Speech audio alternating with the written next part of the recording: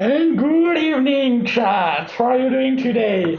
And I see there is Maëlys in the chat, somebody we don't know. So hello, good evening, and welcome to follow this very first, I think, JHipster Code Day. I'm very excited to be there, to be honest. And Anthony, how are you feeling?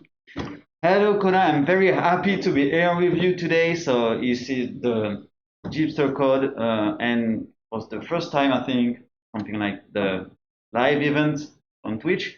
So thanks to Ipon and thanks you, Conan, to be here with us today. First JHipster Code and first Twitch Live for you, I Yes, think. yes, yes, yes. Oh, It's the day of the first. Everything is first. yeah. And it first the stream with mask and of course. Yeah.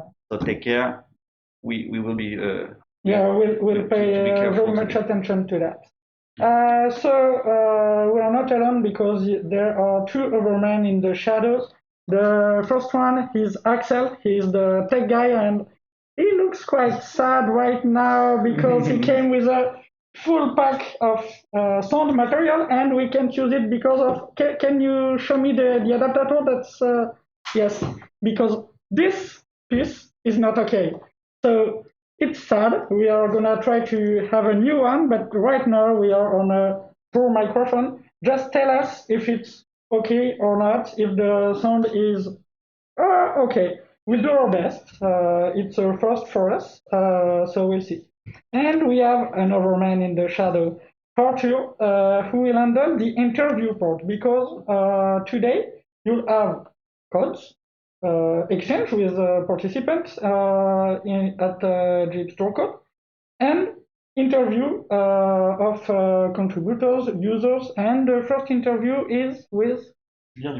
Okay, so the project creator, Java champion, Microsoft employee, JHipster code organizer, etc., etc. So it's in a few minutes, as soon as Julien is done with the keynote, I think. Yes, the keynote is still alive, I think, and when it will be available, he will join us for the first interview for the day, and then we will switch between code and interviews. So it's time for us to take breaks sometimes, and it will be a great chance for you and for people to interact, exchange, yes, and question. explain us what they expected from the day, what they do with JHipster, and of course what they want to learn or share things today. So I think it will be the really great experience. Axel is trying to tell us something, but I don't understand. Axel, yes? Oh, yeah, we can switch on our beautiful interview desk if you want to see what you will see. We have two wonderful red seats empty right now, but they will be filled up with Arthur and guys is interviewing. And we have François live from the keynote who is telling us that yes, the keynote is still live. So we'll see later. And oh, somebody's coming this way. Yeah, you can enter. No, somebody's coming. Okay, I don't know. Arthur, perhaps you can check, and perhaps it's for you. So the plan for today for us will be to try and perhaps succeed to make a full application, a full JHipster application, almost from scratch. To be totally honest, we cheated a bit because we prepared some stuff, but not that much. And to be totally honest, we never done it well. I think it will be a total discovery for us. So it will look like a real application in the real world, using the way I'm used to code. I'm coding like this for a year now, I think, on all my projects, and I think it's kind of new for you now, Anthony. Yes, this is the first of all. Well, to be honest, I'm not very. I know I don't know very well what hexagonal architecture is, and yes, I heard and I read something about that, but of course I need to learn, and this is why I'm here today. I see, I'm here to learn some things and to improve myself in this kind of kind of architecture yes, and kind yes, of way yes. of thinking. And Okay. especially with JHipster, because I speak in the past with a lot of people that tell me that, you know, JHipster is still use layer architecture and we can improve it. And also we have a ticket on the project that people argue a lot. I think that. you shouldn't hit on the table since we Okay. are on a microphone on the table. Sorry. And yes, people argue a lot about that, and the ticket is still here. I know Hippolyte from Hippon participate a lot of that. You know him. In fact, we created a ticket at the beginning of the year with Hippolyte, Pascal, and me. Yes. We went to a room in our office in Hippon and said, okay, we have to create something. We don't want to, we said, okay, let's not create a ticket saying we want domain-driven design in JHipster that won't go anywhere. This is too far, the gap's too big. So let's create a ticket saying, okay, can somebody try to provide an example application using domain-driven design in JHipster? And the ticket is open since January.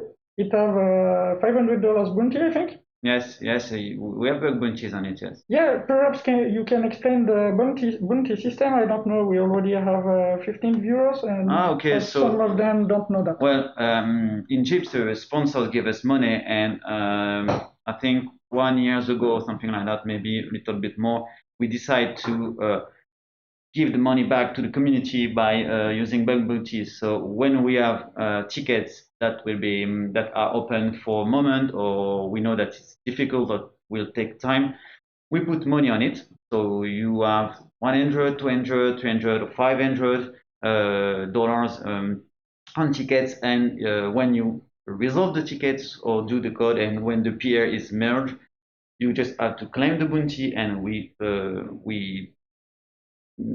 give to you the money. So it's a way to improve, because well, we know that contribute need time and need a really important a lot of works, especially for complex features like that. That's not complex. You're gonna see it will be easy. Yeah, I'm sure. Everything's under control. What's the subject for today, please?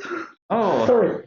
No, we'll see. Okay, so that's a pretty decent way to make a couple of 15 on a sad evening. I think so. You take $100 bounty ticket, you just solve it, and bam. Yes, and you earn money, and it's a way for us to we have the first person. The first participants are rushing in, and I think Arthur can go grab Julia. But also we can explain the chat that we have. So the live Twitch event, but also we will have a live person in, so we'll follow the day and all the things that we will do about DDD, of course, and well. We are trying to be as pandemia. How to say that? My English is so shitty, chat. I'm sorry. We're gonna try to follow every pandemia rules. For us, doing 8 hours live on animation with the mask on. Yes. Will be a trial, I think, but we'll see. I'm eating my mask right now. Cool. I hope the sound is still good. Anyway, with the mask. Yeah, don't forget, if you have any sound problem, yell at Axel in the chat. It's Axel's fault that we don't have cool microphone. A surgical mask like this. A surgical mask like this. You want to switch from this mask? No, from this one is better. This one is way better. Hello, take a seat. So we are just buying us some time waiting for Julien to be there. So I think Arthur can go grab him, and we'll start the day with. He's on his way. Yes. Perfect. 1 or 2 minutes. One or 2 minutes. We'll start with an interview of Julien. As we say to the chat, we've got sound problems, so our only working microphone is this one. So when the interview is on, we'll have to be quite silent. We were hoping that the whole case of the sound material will help us, but a little adapter failed us. So. So we are doomed. So waiting for Julien right now, and perhaps you can introduce yourself so we can see you, but chat can hear you.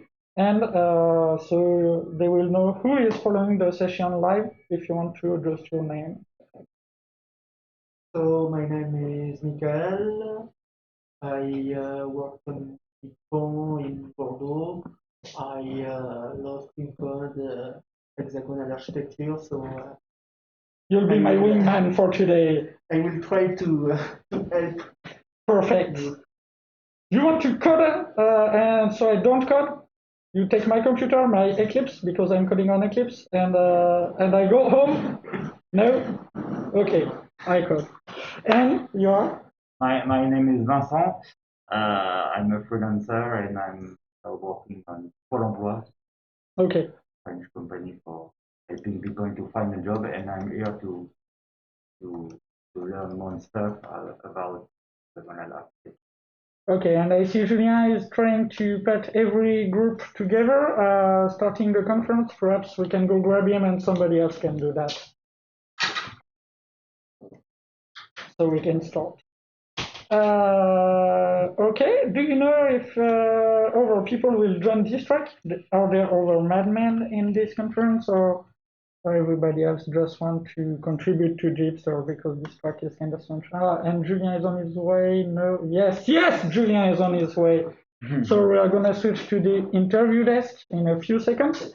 So I'll let you switch. I just move our one and only microphone from there to the interview. Go. Okay, I need to tweet it for people to join also. Yeah, we already have some people on the chat, and I already explained that our sound system failed us due to a lazy adapter, so we just do like that. You can take a seat, and Porto will lead the interview. Okay. And so you can switch.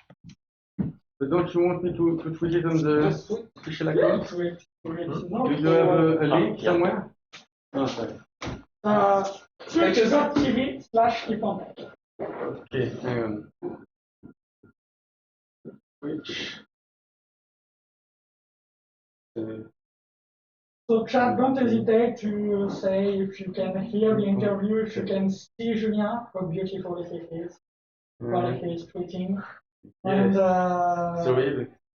Oh, no problem, no problem. We are not in a hurry here. So you can see here, see him, hear me, since the microphone is far away. And don't hesitate to yell at Axel if there is any technical problem. Just say Axel sound, Axel image. That's the way to go. Just something like just Alexa, you know, from. Yeah. That sounds like Alexa. Yes. Just say please. How is this anything? Do I have message accept say?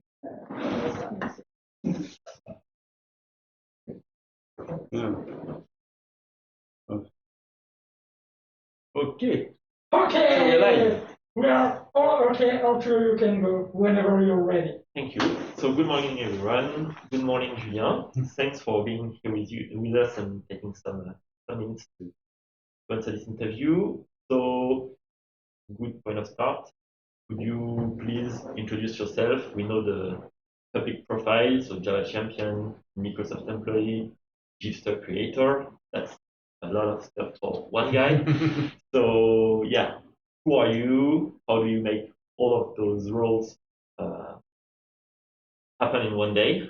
And yeah, what's your area of interest? Thank you. So the camera is here? Yeah. Thank you. So I'm the creator of JHipster, so I created it like 7 years ago now. I still lead the project, but there are two colleagues. There is Diku and Pascal. So I'm not the only one. I'm not doing everything because it's just not possible. Today in JHipster, I'm mostly like organizing things like this conference, like we set up an association, a non-profit association for JHipster. So there's a lot of, I would say, administrative work and organization work, which is what I'm mostly doing because I'm the only one who can do it usually. That means that I'm coding less at the moment. Also, I mean, one of the answers is that I don't do everything. I've got a lot of help. That's the way JHipster works. Also, it's it's more community than a technical project for me. So it's a bunch of friends, we know each other and help each other. And so when I step back from some work, or some other people come and invest me, and that's awesome. That's how the project goes. So to answer your question, I still lead the project, but I'm doing less than I used to do. I'm also doing less because I've got other things in my life. Typically, so I work at Microsoft in the Cloud Developer Advocacy Group. There is a lot of things between my work at Microsoft and JHipster because in Cloud Developer Advocacy, I work in the Azure engineering team, and I'm specialized in Java. I'm leading the Java team, in fact, for Developer Advocacy. So, of course, when you do Java on Azure, well, JHipster is not very far away. So there are a lot of things between my real work and my JHipster is still real work, but it's the work I am paid for and the work I do for free. This is combining in the end. Yes, there's a mix. Sometimes I do some. Well, for example, today, Microsoft is sponsoring the conference. They paid for my trip, by the way. So that's, I would say, Microsoft work, but that's also JHipster work. It's a mix. So that's also how I do things. I have the chance to be able to mix some of them and do twice at the same time, which is another solution. Then, yes, clearly, well, it's not just me. I mean, the whole JHipster community had, I would say, a few trouble in the last few months because of COVID-19. Most of us do this on our free time, and with COVID, we have less free time because we've got kids at home. We have job issues, and it's a big mess for everybody. So the last few months have been difficult for everybody. But I mean, the project goes on, and I'm very happy that we still do the conference. It was a close call, but we're doing it. Okay. So you were saying you're 3 project leaders on JHipster. So there is you, Deepu, and Pascal. Yes. So this is a French reference, but project leader in JHipster, is that a good situation? So you're taking the administration part, but from a global point of view. It's well, there are two things. Pascal and Deepu are, I would say, like the technical leaders with me. And then for us, the association, we did something a bit different. So we have Anthony with the treasurer and Pierre with the secretary. There are also two things as like the non-profit organization and the technical work. Is that a good situation? I'm not sure it is a good situation, but we're trying to make it work. I mean, compared to a few months or years ago when it was very blurry. I mean, we didn't have any legal entity, we didn't have any money, and we were just doing things a bit randomly. We have organized it a lot. It's a lot, first of all, easier for us. I mean, as soon as we got money, it's a lot easier. Yes. First thing, of course, obviously. And the second thing is that we now have a legal organization that protects us.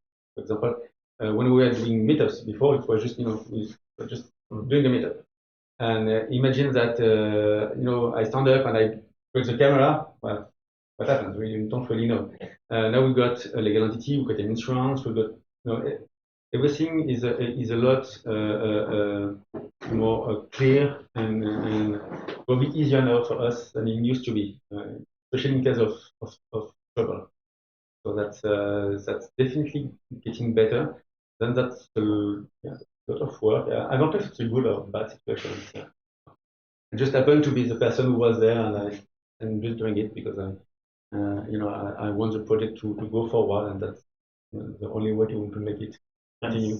So talking about organization, so now from legal point of view, so it's more organized as a non-profit organization, but for organizing the work, time, developments, and evolutions, or are you organizing because it's more than 500 contributors, volunteers?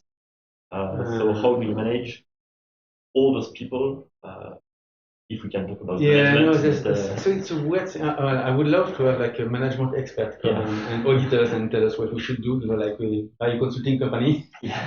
So on the main project, we are nearly 600 now, and there are lots of other projects. So I don't know how many people there are in total, but so it's more than 600. And there is, I would say, no business contract between us. It's like not like a company where, if, but for my job at Microsoft, like, I'm the manager and somebody works for me. Well, you basically need to work with each other and you have time to do it, and so it's very different. I'm not the boss of anybody. I don't pay people. Mm-hmm. So there is no, we cannot organize and say, okay, we're going to do this feature and I have 5 people work on it for 20 days, like a normal company would do. So it's very different. For us, it's like we're going to have this cool feature and we say it on Twitter and say, okay, this is cool, let's do it. And the people will come or not. So it's very different. So if you compare to a normal company, we can do a lot more because sometimes we have like 3 different ideas. If we were a real company, we could only do one and we need to choose. Here we can do the 3 ideas because if it's cool, we can have 3 teams of people arriving. We can do more.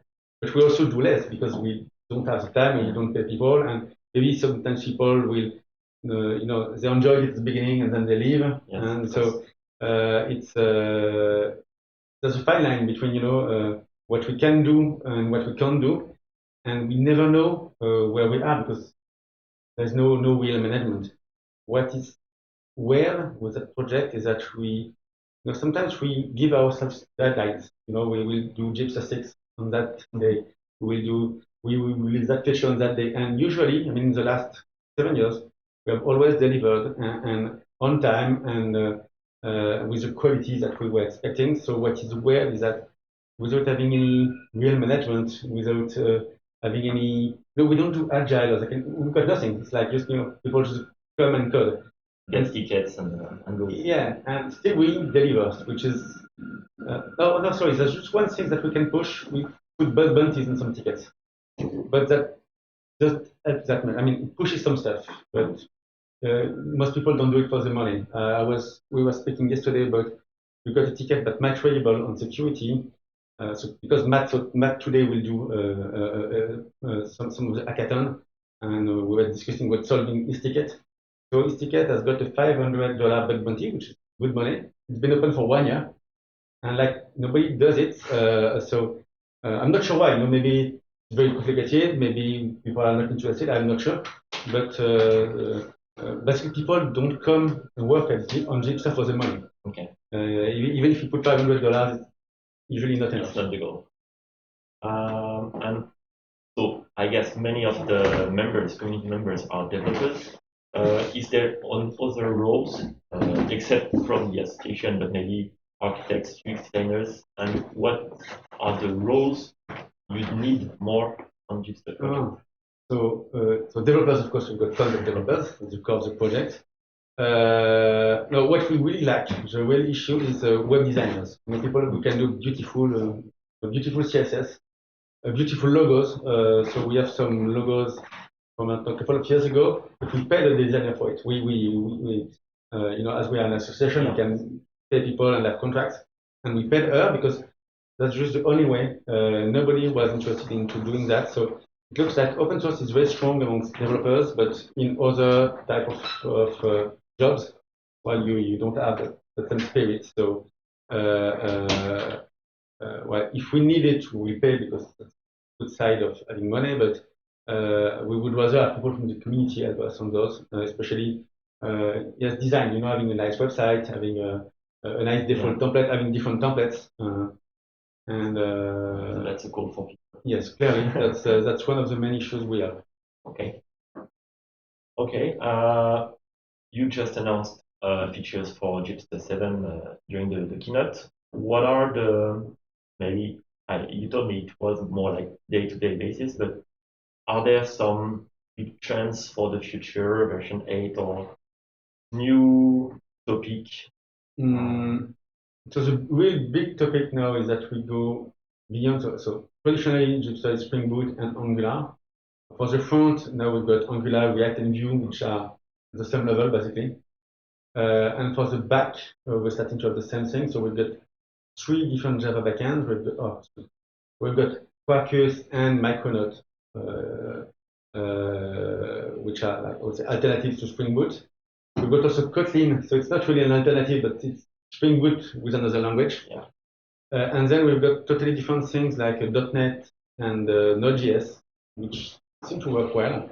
So clearly the big trend is using JHipster to generate well, the same kind of project, but in other languages. Those people benefit from our community, they benefit from the bug bounties. Well, if you take another Quarkus, they benefit from the front end that we generate. They benefit from all the tooling, the GDL works the same, everything works the same. So for them, they have, I would say, they can have a big impact with, I would say, a minimum work. Well, there's still a lot of work to have Quarkus and Micronaut working, but definitely for those people, they can have a big impact with our help. And for us, it's also very interesting because we are not just stuck with one technology. Yeah. Today, Spring is, of course, the major technology for doing microservices in Java. But some people might have different needs. Maybe they want to use the .NET because they work for Microsoft. For example. Yes, no, I'm joking with that, but it depends on the people. Some people just want to do Node.js, for example. Yeah. Maybe the company has got a specific issue. Maybe they want to use a specific library. There are many good reasons why you would not use Spring Boot. And well, with JHipster, you were stuck with it, and now you can have, for example, you could create 5 microservices with 5 different languages. I'm not recommending that because to maintain it would be a nightmare. But I mean, you can do that now, and very big change compared to what we were doing a few years ago. For me, that's the biggest trend today. And getting more density and opening the possibilities for JHipster. Yeah. Okay, nice. And getting back to today, JHipsterCon is the first of the name. Is that an evolution of the JHipster conference or other format that will run in parallel? No, so originally the idea was to have both of them. Mm-hmm. So we had JHipsterConf for 2 years. It was working very well. We had like 150 people coming. Everything was good with it, but it was a lot of work for myself. So first of all, I quit Ypon to join Microsoft, and I knew I wouldn't have as much time for it. But also it was an issue. Well, from my point of view, it was an issue for the project because contributors from the project were spending like 2 months to prepare. And so when JHipsterConf was arriving, the project was going down because we were doing less for the project. So I wanted to do something which was lighter and easier, which we could organize very easily. So this was a huge failure because of COVID. Yeah. And so in the end, I probably had as much work as I had before. But the original idea was to do something lighter and have less work. And maybe do both in parallel. One of the discussions was with Ypon was that maybe we could have done both, but then it's even more work. Anyway, this year it's very specific because of COVID. Like everything is failing, so we couldn't have done a conference with 100 people anyway. So it's the only format that would work. So it's very specific for this year. I hope we will continue to do JHipsterCon. Well, if it's a success, we'll see at the end of the day. Then it's a different way to make the project go forward. When you do a conference, you give to people. The project doesn't receive a lot. And here the idea is that people come to give to the project. And the project all together. Yeah, and we improve the product. So it's well, we'll see at the end of the day, but I'm pretty confident about this. Otherwise, we test. Sometimes you succeed, sometimes you fail, and depending on that, we'll see next year what we do. So expectations for the day is to have more links between community members. Yes, and produce. Well, the issue with that is that most people never see each other, especially also with COVID now. It's the one day where people can meet and have fun together.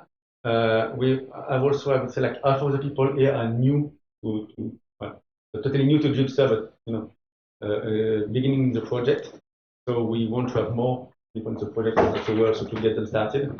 And we cannot do that with 100 people. We cannot train 100 people in one day. Yeah. So it's the only way we can. So for the core team, meet and work together, and then grab a few more people with us. So if at the end of the day, I don't know, we have 5 more people contributing, success. If we have bug bounties and tickets that were closed, it's a success. And well, if we had done a conference, we would have none of those. So, yeah. We'll see the numbers at the end of the day, but it's very easy. Everything is public. We'll see at the end of the day if we close tickets or not. Okay, thank you. Final word because we switch on the track Yeah, of the we day. are gonna try to work on a 500 bunkies ticket today in this track because it's the ticket for domain-driven design in JHipster with an example application using a clean architecture. So that's the track we're gonna follow. Do you have any final word, Julien, before we switch? No, well, I'm very happy to see this track. All the tracks are interesting, but this one is live, and so that's really good that people from the outside can join. Yeah, it was. In fact, it was. We tried to thought of a way to have every track live, but it was too hard in the delay. So we just say, okay, let's try interviews and one track. It's easier for us. Less camera, less microphone. In fact, one because all the other ones failed. Fucking adapters. But the idea is to try that. Don't hesitate to put feedback on the chat, put feedback on Twitter for Julien or JHipster, and we'll see if this works, if this is easy to follow, if this is interesting. Don't hesitate. We are taking feedback. It's also an experiment, but and with COVID, we don't have any choice anyway. So. Yeah, we are doing what we can. So. Thank you Thanks a lot, and well, have fun, and well, we'll see each other. Yeah, and don't hesitate. You can come back, and if people want the door is closed, but it's for the sound, you can say, okay, it's a track. It's just a track, and we'll switch to our camera. Anthony, please. Switch to the full camera, and we'll start the track. Perfect. So let me do some parkour, I think, to try to reach my spot. How are you doing, chat? It's okay. So I see you're 31 on the chat, and you are very calm. I see Gnuk, you are trying to work. Gnuk, you are coding TypeScript. That's not real work, you know. See you, Gnuk. I love you. So okay, let's start. Let's start. Can you just check the feedback here? Everything's okay? Yes, everything is okay. Okay, you can see the slide. You can see Koro Sensei. You haven't seen Assassination Classroom? Watch Assassination Classroom. It's a really cool anime. Okay, perfect. So, there is TypeScript in JHipster. No way. Nobody's doing that. Yeah, I bet there are some TypeScript in JHipster, perhaps more than Java code, but okay, so our goal for today is to code an application that will name Fatball. So we love the name, but the idea is to make an application to play bowling. So I think you know bowling. And we'll try to make an hexagonal architecture. I just thought, Arthur, did you introduce yourself? Yeah, you said who you are and everything like that. No, introduce yourself so people on the chat know who you are. Sorry for that. No issue. So, Arthur Berthiaud, and I work at Ipon Technology as a solution architect. And I'm leading the interviews for today, as you just see with Julien. And we'll have a few other ones. And I also you'll follow this track? You're one of the three madmen? I'll follow it from far away, but yes. Oh, perfect. Let's go. So, without further ado, let's introduce ourselves because I promised further introduction. So, my name is Colin. You already seen me on this channel. I'm a passionate Java developer. I love things ending with DD, like test-driven development and domain-driven design. I wrote a blog post on Ipon blog. I just published my 20 blog posts. I speak a lot in Lyon community most often, and what I like is coming, having no idea what I'm gonna do, but do coding and live coding and I'm a part of the Lyon Software Crafter organizer. I'm a crew member. I wrote a white paper. I'm the animator of the channel, one of the animators of this channel. I handle the IPON mentoring and formation. Hey, hello for code. How are you doing? Program, and I love beer and metal music, basically. And Anthony? Yes, thank you. So my name is Anthony Vera. As we said, I'm a JavaScript developer for about 10 years now. I'm a JHipster community member. And yes, I also write some blog posts, especially on Medium, on my Medium. So you can find it on AVDEV4G. Link it in the chat. Yeah. You are moderator now, so you can make your Yes. your publicity. You're right, also. So yes, just I need to find Yeah. I just find your Medium, so people can see it. I made a mistake. It's not just but I think it was AVD. So on Twitter it's AVD Day 4G. Okay, so I'm a speaker, and well, maybe speaker, just especially for JHipster stuff. Okay. I'm the treasurer. Julian said I'm the treasurer of the JHipster Developer Association. So it's a French association, non-profit. And well, the next step is I'm proud father of three. So I have 3 boys, and so I'm so happy that maybe they will see me on the camera. So hi guys, I'm really proud of you.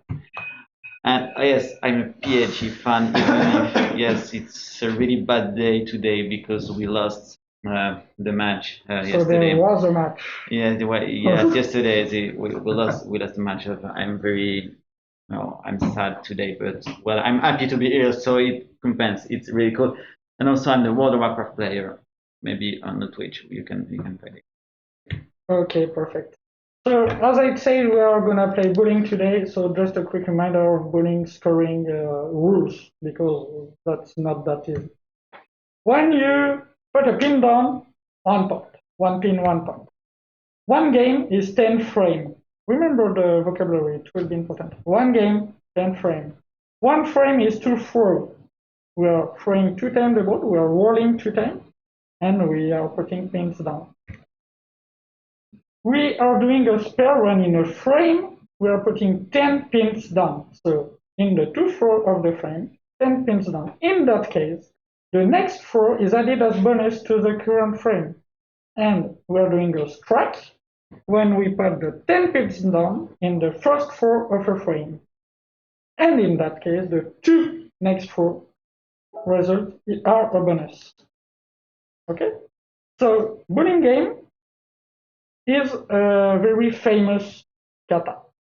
Bowling game, you're gonna heard of bowling game as a cut kata, and we are gonna do it. Just starting with, okay, we know pad ball, we'll do bowling rules, we'll do bowling stuff. So let's start by doing the kata. Just, okay, what's the score of a game? The kata can only give the score of terminated, correct bowling game. We are not checking the inputs, and the game are all done. So let's try to do this. And let's try to do this. We'll see what happens. So here I have a JHipster application with some tweakings that we'll see later. And for now, as I just put my kata in there and we'll see what happens. So it's a little small, but no worries. It will be really big in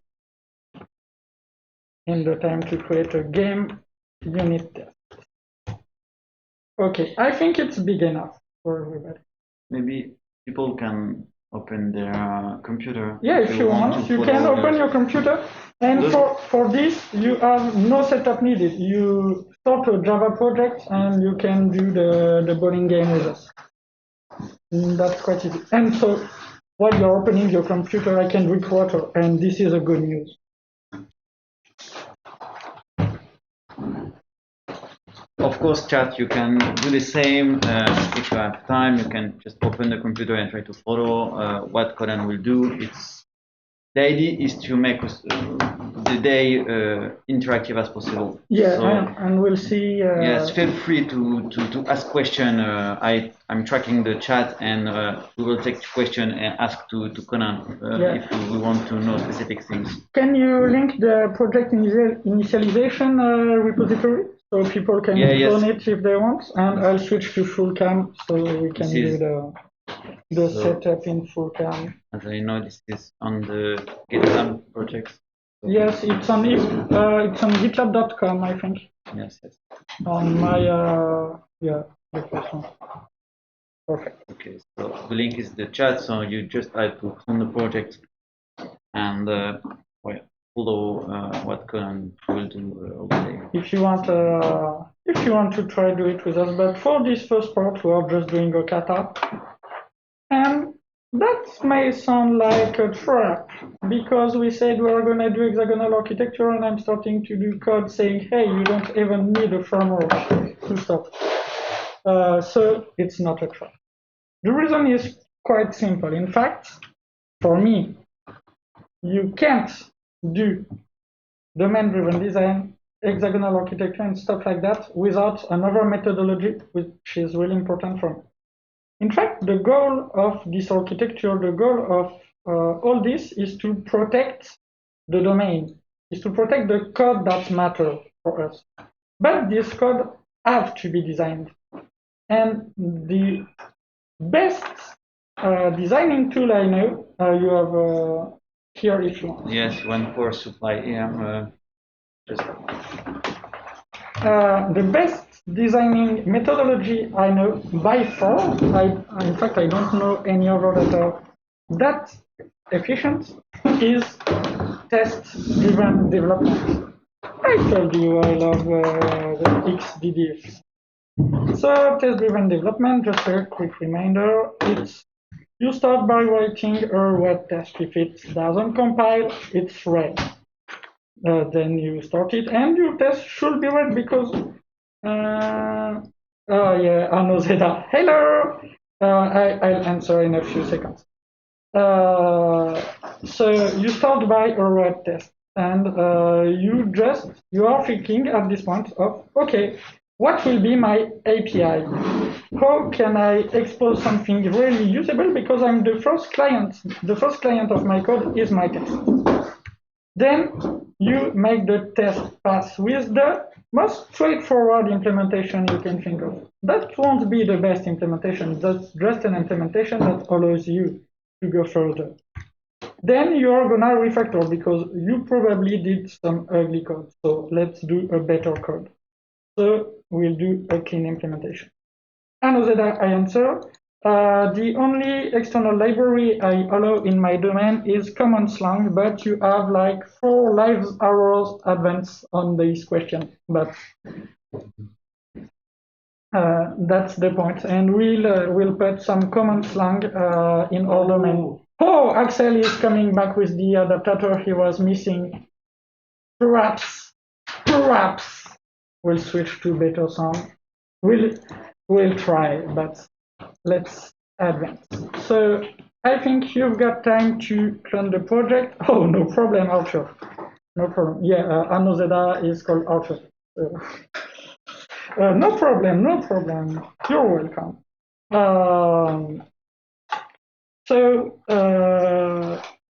I think you have the project, or at least you have an empty Java project, and let's start our bowling game implementation.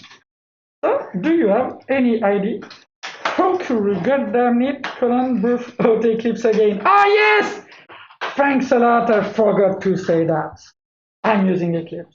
I'm perhaps the last one. Yes. Because for sure of this particular plugin in the bottom left of my screen, which is called Infinitest. Infinitest is launching the unit test, the tests of the code I'm modifying. And on Eclipse, I have a 50 milliseconds feedback. And on IntelliJ, it's 500. And for me, on a daily basis, this is enough to continue using Eclipse.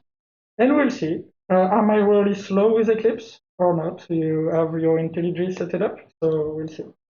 But thanks a lot, Hokuru, for reminding that. I forgot to remind. Yeah, Eclipse. I can like it on a daily basis. It's okay. So I want to write my wide test for my bowling game.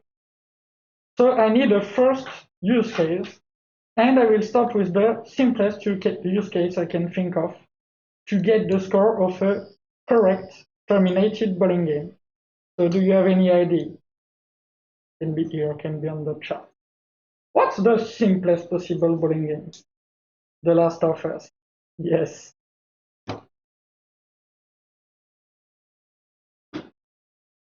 Just an hint. It's basically me playing bowling. The first test. Hmm? The first test. Yes. What's the simplest correct bowling game? Maybe just one crow and 0. The game have to be finished in the game has to be finished. So I have to. I can only get score of finished game. You forgot also a winner. Yeah, gutter. So okay, it's a gutter game. Every throw in the gutter. That's a 0-point game. Me playing bowling. So okay, you forgot to mention that internally run-related class to modified file on Eclipse versus every file on IntelliJ. Oh, I don't forget to mention that. I didn't know that. So that's really cool to know, and that may explain the long feedback. So okay, so I need my first test. I write my test saying should something in this case. So here it can be should score gutter game. Okay, let's make a gutter game. That's why people don't use it on IntelliJ. Yeah, probably. So to make a gutter game, I need a game, of course. And here I'm red because this is not compiling. I need to create a, not at all. I need the first option, and I want my game class. Put it in my sources. And here I'm set up for now. Okay, I have a game. No, I want to have this game in a variable, and I just want to roll 20 times 0. So I'll make my better for loop and just roll. So I roll 0 because I want to say the score. I'm red. My test is red because it's not compiling because I need to create a method. Okay, so here that's the number of pins down. Okay, my test is green. Next step. Here I need to assert. Sorry. I need to assert that my game, and here I want the score. How do we call this method to get the score? Is it get score? Is it score? Is it something else? Cool. Thanks. Do you have any idea? How do we call this? Every option are good, I think. Get score? Okay, let's go for get score while I'm trying to put a microphone on. So get score. And it's red, of course, because the method doesn't exist. Just creating the method. Here I want an integer. And of course, it will be 42 because that's the universal answer. So I can't be wrong with that. And here I want it, in fact, to be equal to 0. And my test is red. Hurrah, I'm testing something. So now I need to do the simplest implementation so that this test can pass. So what's the simplest implementation to make that pass? 0. Yeah, as simple as that. Okay, perfect. And now I'm refactoring, so this I don't need. There was an import I don't need. Here, that's not really cool. I want a static import for that. It will be easier to read. And here, I think I'm okay. My refactoring is okay. My test is passing and my code is okay. that's beautiful code because it's not doing much. So I think there is no bug in it, and that's a good news. Okay, so next. Oh, there's a typo, and you're not telling me. Okay, so next, I want to score, for example, game of ones. Just once, one pin at each roll. So I roll one pin each time, and this should get me a score of 20. And my test is red. So I'm happy, I can do code. So what code did I need to do so that can pass?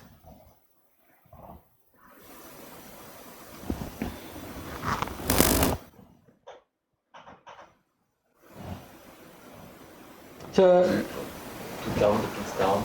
Yeah. Which So here I need a score to store it because my object needs to store it. And I'll just increment it by the number of pins down. And here I can get my score. And my test is green. Hooray! Do we have a refactoring to do? And yes, there's a refactoring to do, a big one, because I don't know if you remember, but I just duplicated my test case. That's a lot of duplicated code, and I don't like duplicated code.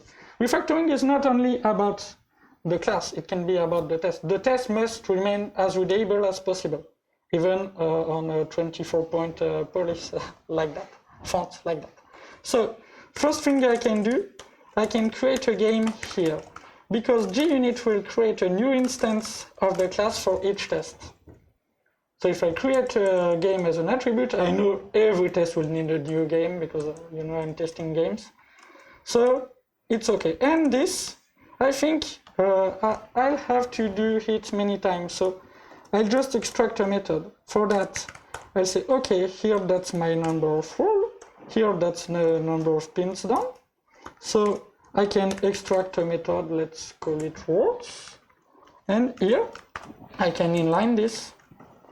The advantage of doing this is that my IDE don't do mistakes when doing this kind of operation. So that's some steps, but I know there won't be mistakes, and that's easy to redo if needed. And here I can have my 20-0. Okay, it's clearer to read. My test is better. I refactored my test. And for me, it's okay. Do you have something else? You can use a setup method before each penalty. To do what in the before each? To initialize the game. Yes, but that will finish to the same thing, and here my game can be final. So when I came here, I say, okay, nobody is changing the game reference, nobody is doing something funny. Yeah, we can do before each, but that's okay. So we are starting to switch sound systems. So don't hesitate. If it's better or worse, just tell us. And we are switching live because Axel can do it. He's the best. Okay. So now. Next test. What's our next step? What do we want to do now?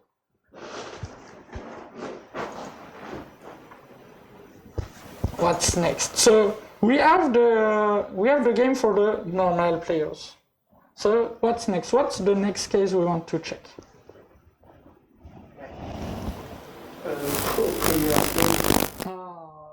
We'll start by what? We are trying to go from the simplest case, the 0, to the more complicated one. So what's the next step? We don't want to make something really complicated. The last case, we don't want that because TDD is GPS. TDD drive you from one point to another point. When you ask your GPS to go somewhere, it don't tell you go there, and when you'll be there, I'll tell you you're there. Your GPS say, okay, go there, turn left, turn right. Okay, you missed the turn right, no problem. I'll give you another pass. TDD is like that. Don't do the last edge case covering everything. step by step. We have to build our GPS. Okay? Maybe we can begin by clear with a good luck for the first two throws. Yeah, a spur. And maybe do a spur on the first, what is the name? Frame. First frame. And after this frame, he just do one. So E for a 6. He's starting well. He's good, and then a 4. Perfect. And next? And next, all one. All one will be hard to predict. Here I need one roll to be my bonus. I need one roll to be, okay, that's the bonus of your spare. And then the easiest game is that his mojo is gone and he's going gutter game. Okay. No, you do all 0, so for me it's easy to have the score. I can do the math quite easy, even with my math level. So here I can end my game with 17 times 0. I think that's okay. And I think we have switched. Currently the sound is lower than before. Yeah, Axel is switching stuff. Don't hesitate to yell at Axel if there is some problem like Nick did. The end microphone. Yeah, Okay. the end Axel is on it. He just brought the adapter he was missing and stuff like that. He looks happy even with the mask, saying how happy he must be. Yes, we can see his face, his happy face under the mask. He's relieved. Yes. He jumped all around the room. And that was, we got it, guys. That was awkward, to say the least. But yeah, he's got his adapter, and now we are good. So, what's the score of this game? The guy was lucky at the start. He made a 10. Then he got his bonus, and then he got his next frame, because the frame still counts. So this should be the score of my game, and I will work it like that because my test is showing what I'm expecting. Oh yes, if Axel can do the climatization and the sound, he will really be the man because we are dying here, like really. So perfect. And that's not working. So sad. Our code was so cool. And yet, I don't have the bonus.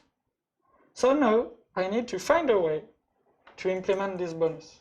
Do you have any idea? How can I have this bonus? And I'm gonna drink water.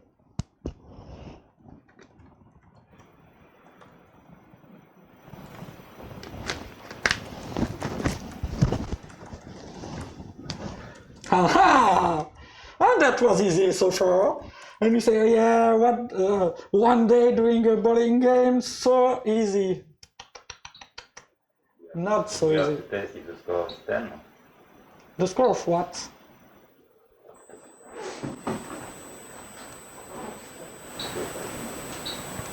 Yes. We have to test if the score is 10 after the 2-4. Yeah, but this will be evil test-driven development. This is an exercise, but here I'm coding. I'm not really doing an evil TDD. So here I want to know if I'm in a good frame, because if the guy is doing 0, 6, 4, 2, you don't have the bonus, because that's not a spare, because he's not in his frame. You know what I mean? Okay. So I need to have the history to know if I'm in a frame or out of a frame. Yes? We need to introduce the frame. Yeah, we need to introduce the frame. And for that, we'll need the history of our rules. Here, I don't know what rule was done in what frame. So I need to change that. And for that, I'll just store my pins down, my roles in a list, because why not? That look like a list. It needs an order that can have duplicated values. I can make 20 times zeros, so list looks good. and that's my rules. Okay? I just pick an array list, the first one, and my rules is just adding over here. And here I don't want my score in my class, I want to calculate the score right there. Okay? And here the idea is to introduce the frame. So I won't read the rules, I will read the frames. And I know I can only have finished correct games. So I have 10 frames. Whatever. It's a kata, the games are correct. Okay? And next, I want to, in the first time, repair what I broke. So here I'll just, whoa, miss my shortcuts, that happens. And here I want to get, okay, my role at my frame index. What's a frame index? No, I don't want a parameter. I want what I want. I just want a local variable, and we'll see. Let's start at 0. We'll see, and we'll advance through frame with that. And I want my roles at my frame index plus 1, because I want the two roles of my frame. Okay, so that means my frame index must be incremented by 2, because I'm running full frames and not full roles. Okay, I repaired my 2 first tests. All this to have no new test passing.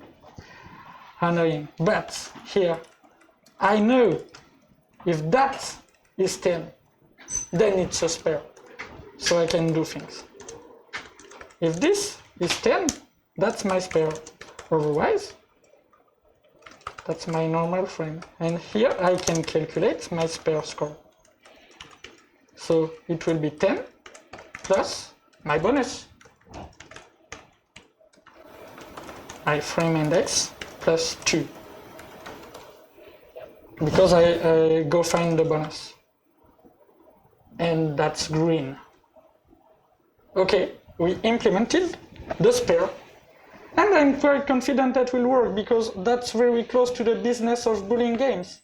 I have my rules, and I just win my rules by frames.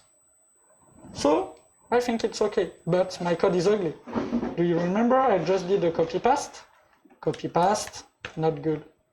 I just extract a method. So that's a normal frame score. Okay? Okay? Good. This is a spare bonus. Okay, so a spare is 10 plus a spare bonus. Easy to read. And this is a spare. And my code is easy to read. And I see a lot, I understand what's happening. I understand how I can have my bowling score game. So for me, it's okay. Okay? It's okay for you too? Perfect. Next test. What's the next test?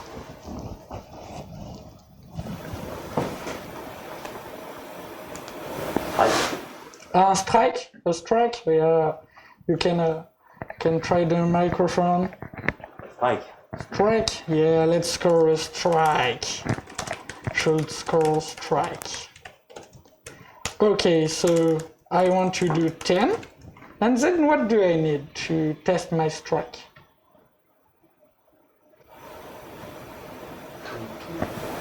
2, yeah, for example. 2, and then 3. Okay, yeah, all the mojo is gone. And then I need to finish my game. How many rolls do I have left to end the game? 10, 2, 3. How many rolls remain? 16? Yeah, that's a trap. I don't know if it's okay for everybody, but a frame, a strike and the frame. So I just have 16 rolls remaining, and this will be a problem probably. But we'll see. I won't think about the problem. I just think about what I want as a result here. So here I want 10, so my strike, plus 2 plus 3, my bonus, plus 2 plus 3, my frame, my second frame, because, okay, and here, that's not working because I have an index out of bound exception. That's not a good news. But we'll see. How can we fix that? Here I think if I say, okay, if my walls at my frame index is 10, this is a strike. Else, I'll just do the remaining part. So if it's a strike, it's 10 plus frame index plus 1, so the next row, plus frame index plus 2. Okay, still not working, still index out of bound exception, because in the case of a strike, I don't want an increment by 2, I want an increment by 1, because my frame is done. And this is working! And that's good. And what's coming after the green phase? Refactoring. Yeah. I didn't kill everybody in this room. That's on a good way, but not everybody is still living people. And here, I don't like moving 2 values in each block. That's complicated, and I see duplication. This is duplication. So what I'm gonna do is I'm gonna duplicate all that, and the first one will be for the score, and the second one will be for the frame index. Okay? And I forgot this refactoring. Forgot to say, okay, let's do as just as for the spare. So this is my strike bonus. This refactoring is kind of harder because it has to be made in 2 steps. I can't extract a method in 1 step, no matter your IDE, because I need to extract a local variable, then a method. So I'm extracting the local variable, then the method, and then I inline my local variable. Okay? That's just one more step. And this is strike. Oh. Sorry, what did I do? My fingers aren't happy today. I think the precedent refactoring is bad. Yeah, of course. This is not a strike. This is a strike bonus, I think. And this is a strike. That's a lake of beer. You know, it's starting to be late. No beer so far, not so good. Okay, so now I can extract this to a method and say, okay, this is my next frame index. Okay, next frame index. Oh, ugly. In fact, if it's a strike, it's frame index plus 1. And all the other case, it's just frame index plus 2. And I didn't break anything, and this is really easier to read. Okay, I'll do the same thing for the score. I want the score of my frame. So this is the frame score. Oh, so much typo, so much mistake. That was expected, to be honest. No, don't want. Why the... Why didn't you want to just extract this? That's not kind. Okay, so no problem. Yeah. Yes, I don't want to tell that because you know. Yes, it's not very cool, but maybe you're right. Yeah, that's probably true, in fact. But I'll do it manually. It's not a problem. So here my score is score plus the frame score. Okay? And here I just want to return that.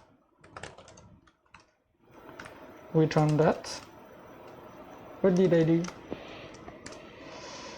Return that, and return.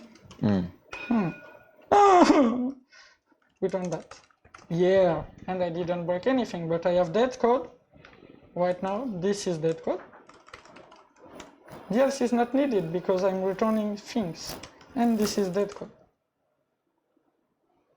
That's easier to read. I'm doing words. When my condition is fulfilled, I just go next. Okay, so my code is working. Do we cover all possible bowling games? Possible correct terminated bowling games. Is the kata can be considered over? Can the kata can be considered over? Do you see any other case? Yes? I guess it's not because you will be asking there. If we are only doing strikes. Strike, so a perfect game. Do you know the score of a perfect bowling game? 300? Yeah. That seems to be common knowledge. So how many rolls in a perfect game?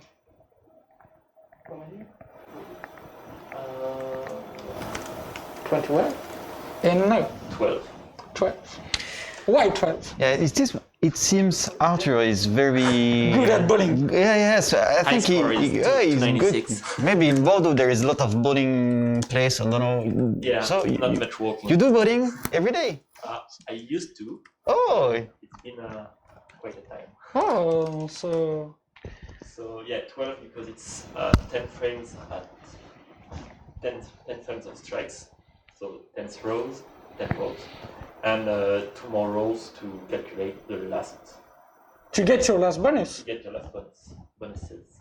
And it's 300 points because you throw 10. Then you throw 10, so your first frame is 20. Then you throw 10, so your first frame is 30. And you do that 10 times. This is 300, and this is working. We have the most strange edge case of our business. This is the perfect game. We say, okay, how can the perfect game work? And the code we did, because he's quite close to the business, it's just working.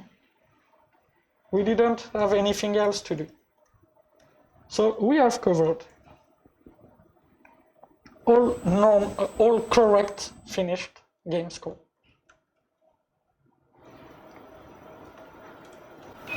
Are we covering the case because it's still in 10 frames? Covering the case we are doing regular games without any strike and finishing with a strike. If you have any doubts, let's create a test about that. Okay, so should end with strike, something like that. Yes. So I roll so 18-4, no luck. Okay. Yeah.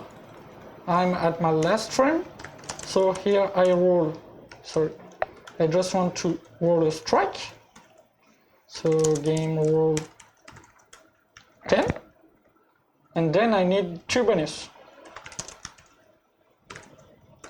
So let's say 2 and 3, for example. So game score. So it's 4 times 18 plus 10 plus 2 plus 3 plus 2 plus 3. Something like that? Not working. Is the test wrong? Yeah, because you shouldn't be Yeah. added it twice. Yeah. The test is wrong, but the code is right. Because I don't have the score of the bonus, that's not frames, just bonus. So I don't get the score for the last throws. So that's working. We've covered all cases. So this is a kata, this is toy code, this is code to learn test-driven development, this is not code to make real think. I don't know. Are you coding object with business operations like that? Not sure. on a daily basis. Your objects are just containers for data. They don't have any business logic in them, perhaps. Don't know how you're working. Let me check my next slide. Yeah, so well done. So, we've done a kata, calculating the bowling score game. Now let's introduce our startup, Padball. Do you want to introduce it, Anthony? Or I'm still speaking?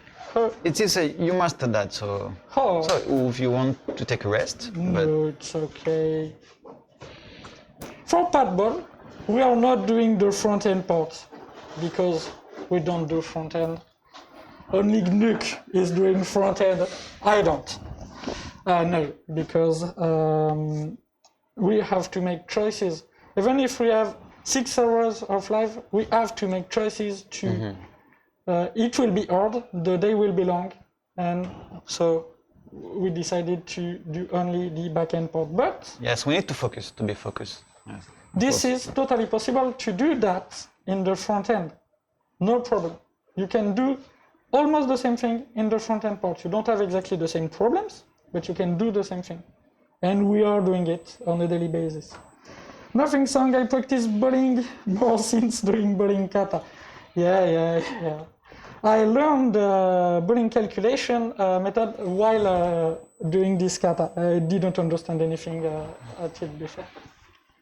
I understand when preparing the kata for the first time. Seems legit, okay.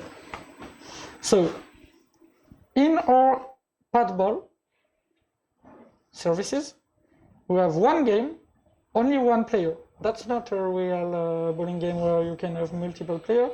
Here it's a web services, one game, one player.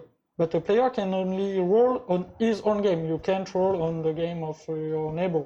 That seems pretty logical, but we have to do something for that. Okay? First problem.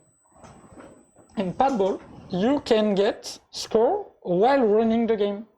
You just throw a 10, your score is 10. So this is first thing to change, first little thing to change. And another little thing to change is that Padball will allow you to see the frames. So you can have the frame, you can have a cool display with the frame, and the frame on a running game, on a partial game. So we'll see the frame while we are advancing. Okay, that's some updates. Okay? So, can I use this code and do something with that so we don't rewrite it? Because we are developers, so we are lazy. So we don't want to rewrite stuff, and that seems like it's working. So, do you have any idea what we can do next for that? And I'm drinking while you're thinking.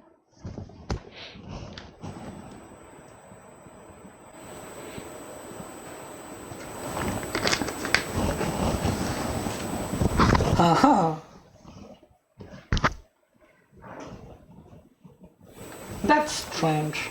When we learn how to do object-oriented development, we learn how to do this kind of object. Our teachers tell, okay, an object represents something in the real world and it can do stuff. They don't tell us it's just a wrapper of a bunch of values, and then you'll get those values and expose them at the REST services and process them in a database. They say, okay, you have an object, it can do operation. My teachers were saying there's a table, it has 4 foot, etc. There's a car, it can accelerate. You get the player of the game.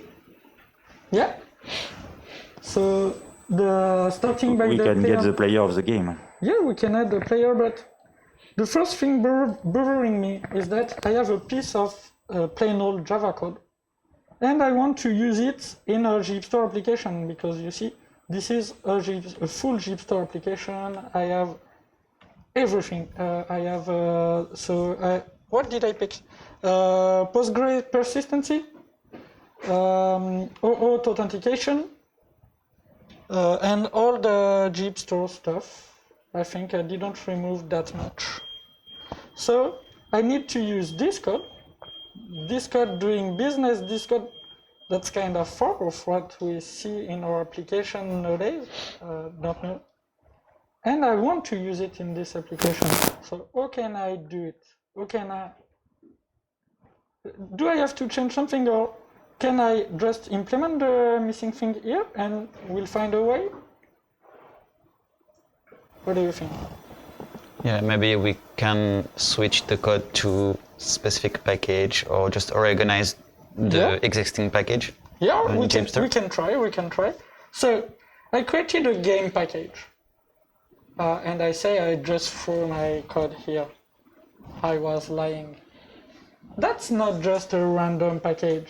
This is a very important level of package that we call a bounded context package. All the code around a game will be in that bounded context. I can't go out of that bound because it's bound, you know. If I want to go out, I will use something especially to go out and to enter.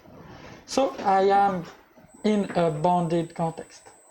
This is really important. This package is really important. This level of package is really important. I don't have repository, security, services, web REST package. This is packaging by layers. This is organizing the package by technical responsibilities. I will try to organize my package by functional responsibilities in a bounded context. Autonomous. A bounded context can be big. It just has to be autonomous. As small as possible and autonomous. That's the main point. So game, okay, and in game I will have many things, but in the center of it, the really important part is the domain. So I create a domain package and I put my game in it. I do the same thing for the test, so I don't forget. And I put my game in it.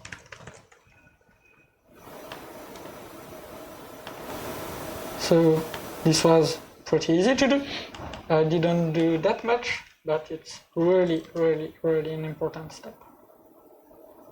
Okay, so now first adaptation step, first step to go to what Patball is doing and not our lazy kata is doing.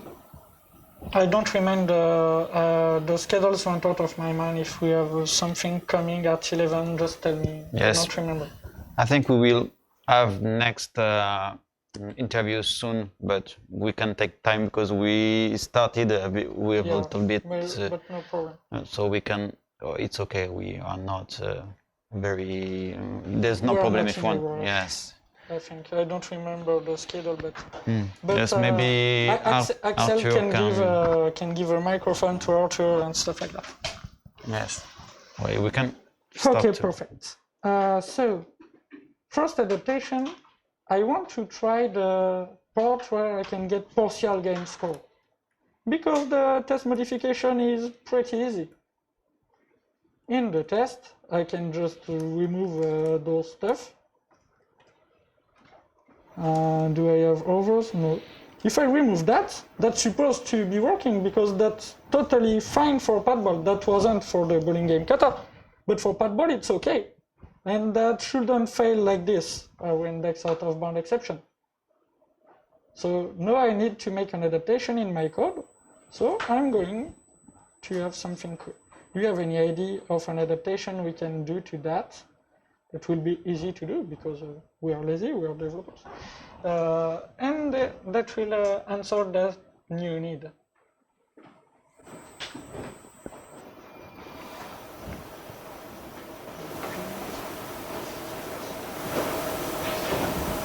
And chat if you have ideas, don't hesitate.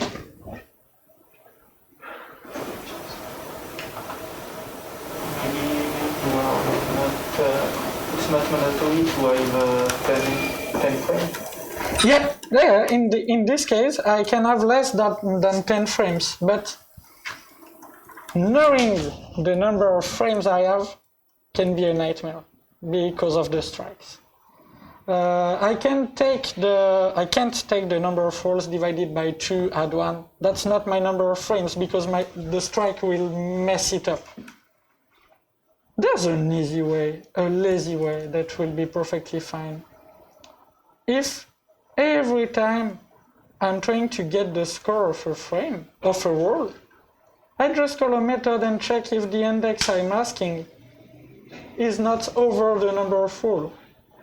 If it's over, I just get 0, and my score will be perfectly fine. And that's pretty easy to do refactoring it. I have to replace this, and I'm done. Okay? Let's try this. So this is a roll score at an index. Okay, what's the score for this index? And in fact, I want to replace all this by roll score if I replace. Okay. Oh, no. I missed.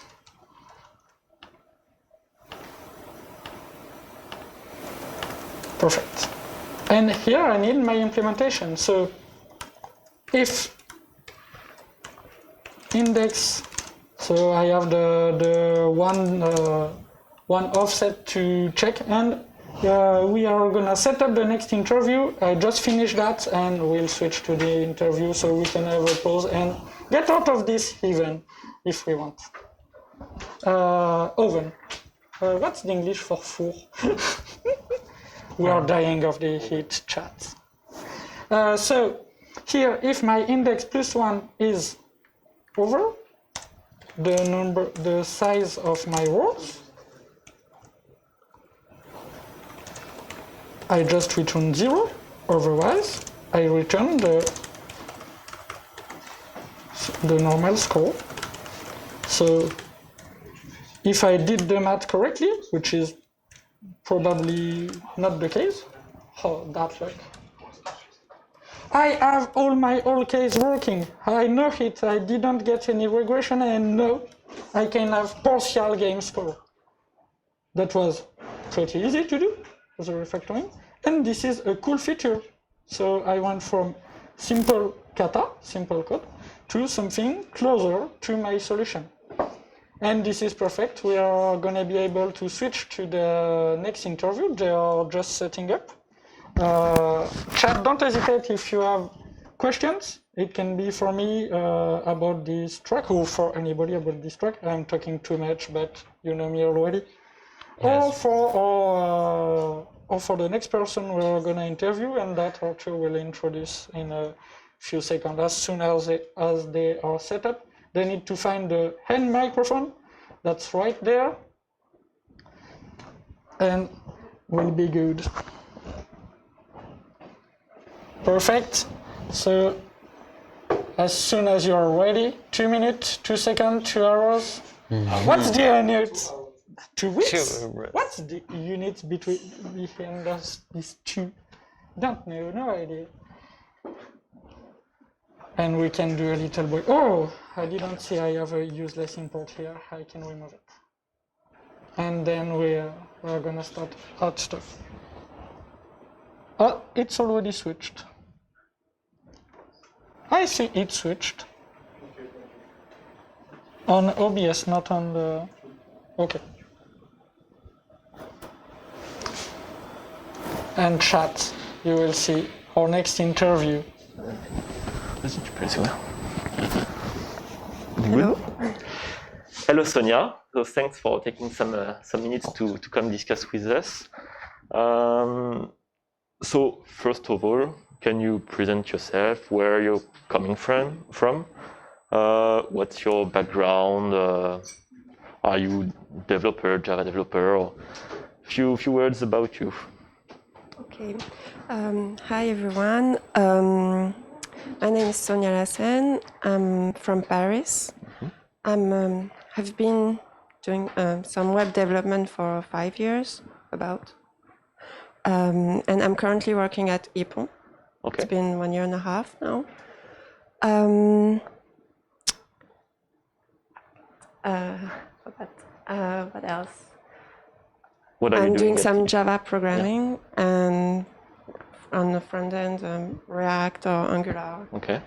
And some words about me. What I do like,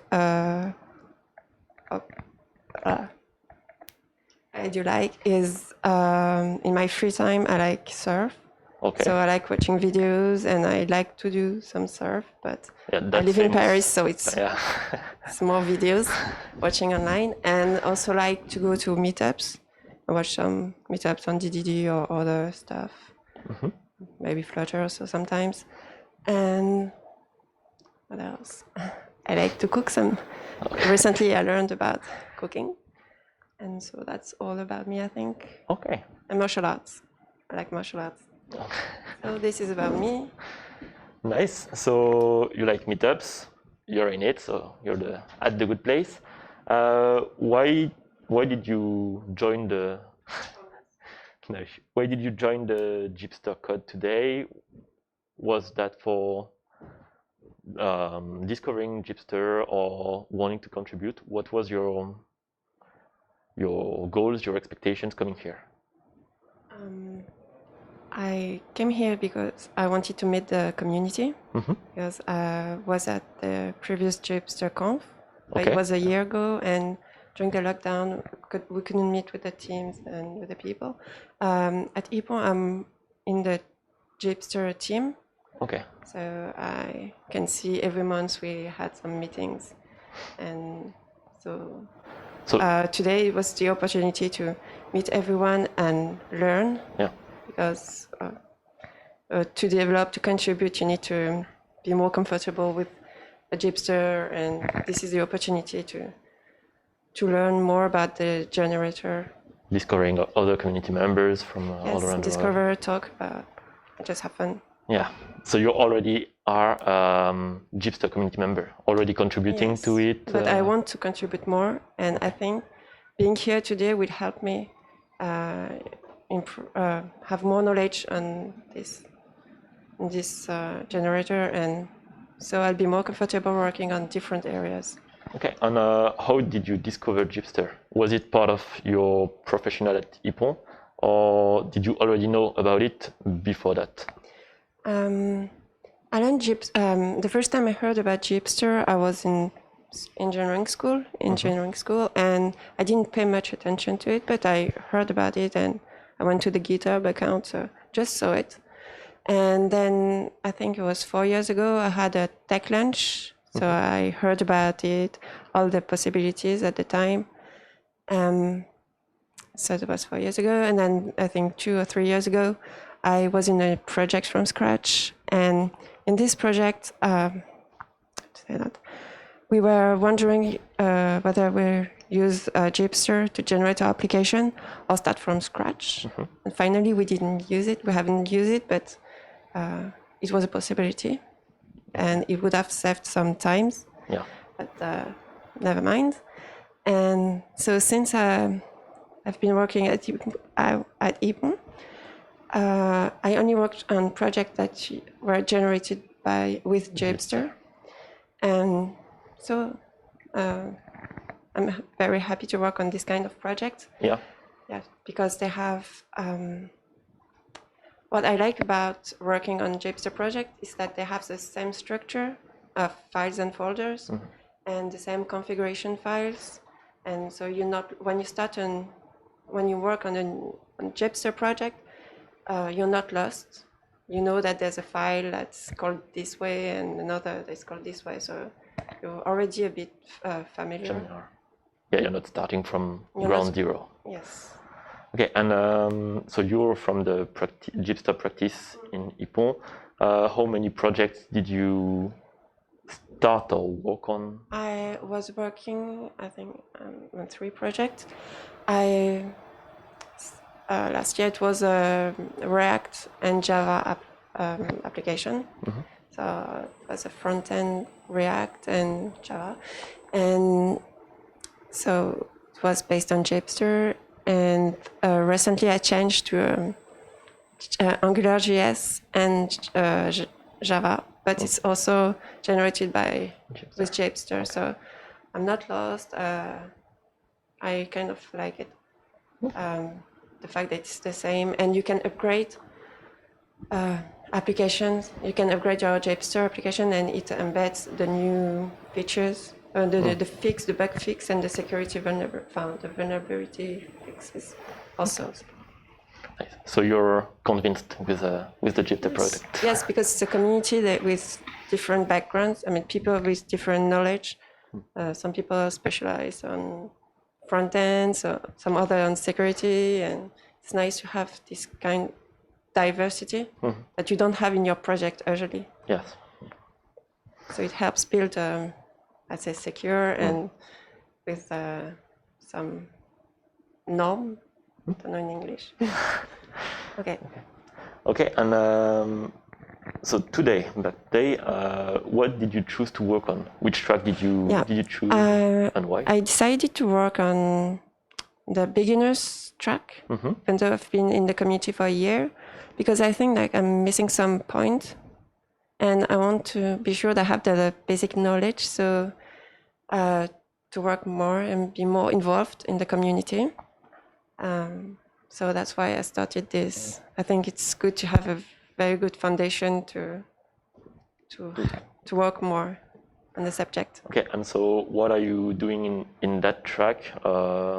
Is it just individual developments? How many are you in this beginner track? I think we're about 10 or 12, and we started from scratch. So we've downloaded all the requirements, like Java, NPM, Node, and so on.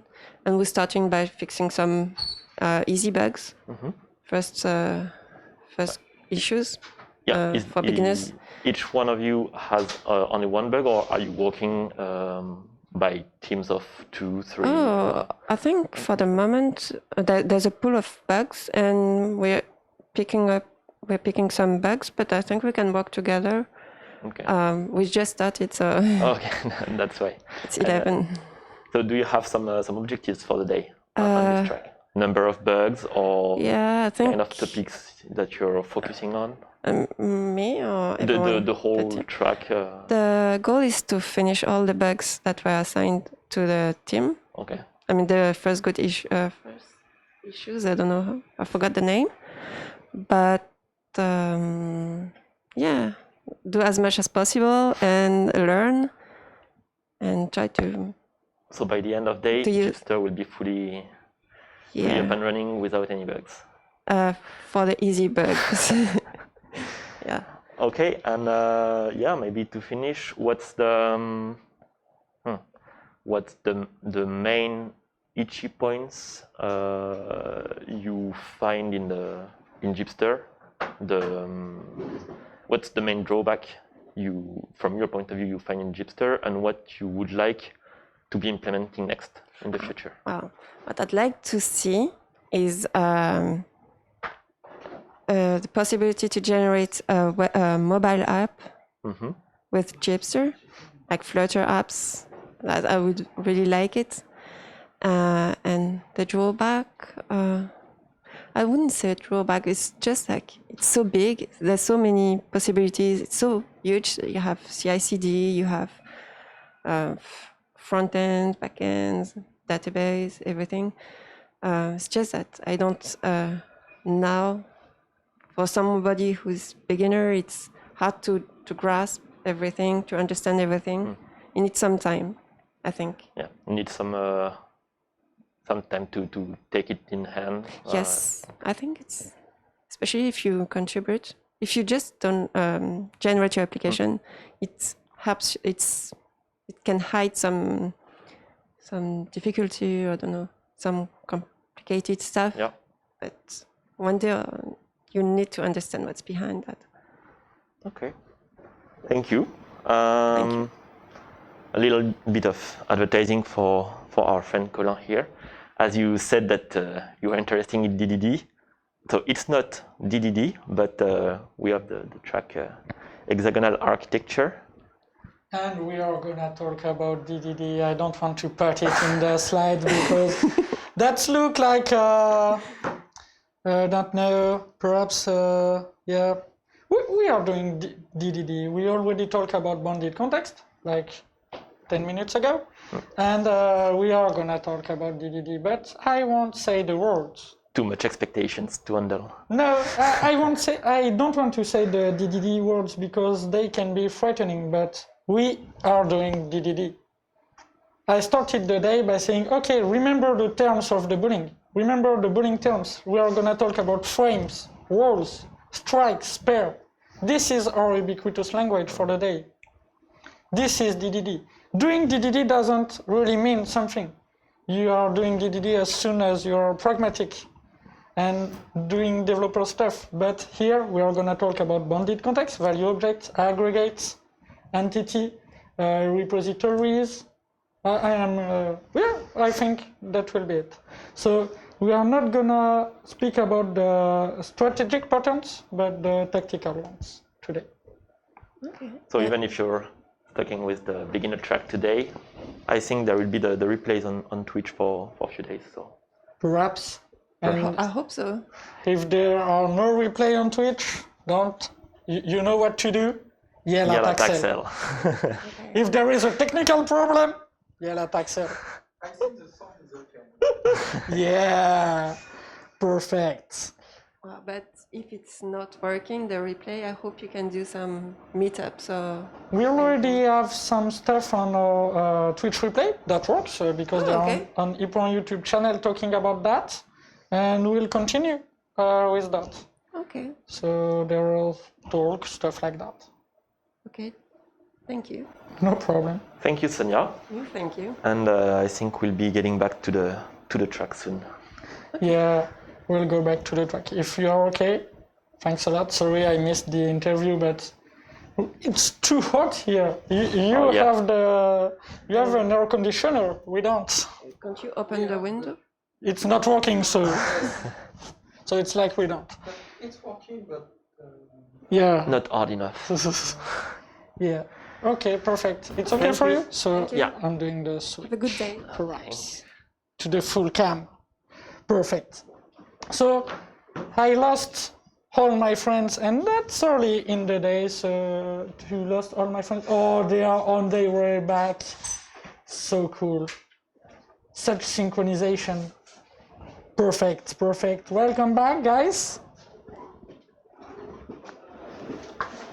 Just in time. Yeah. Just in time. The next break is the lunch break, I think. Yes. We're 40 minutes. Yeah, so the next interview will be near 1 p.m. So Perfect. just before we restart for the afternoon. Perfect. Okay, so where are we? We just have a bowling game that allows us to have partial game score, and this is good news. So what's the next step? So partial game score done. Perhaps we can work on frames. Yes. Let's try to do frames. Perhaps that will be a nightmare. We'll see. Perhaps that's a bad idea. I don't know. We'll see if it's good or bad. So, what's the first test for the frame implementation?